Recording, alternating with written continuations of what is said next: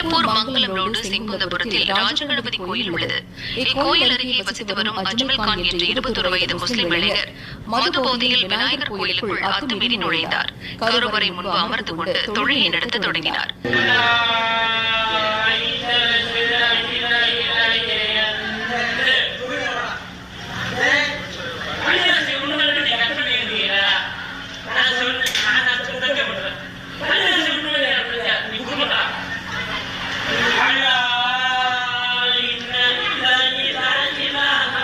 கோயிலில் இருந்தவர்கள் அஜ்மல் கானை கண்டித்து அங்கிருந்து வெளியேறுமாறு அறிவுறுத்தினர்.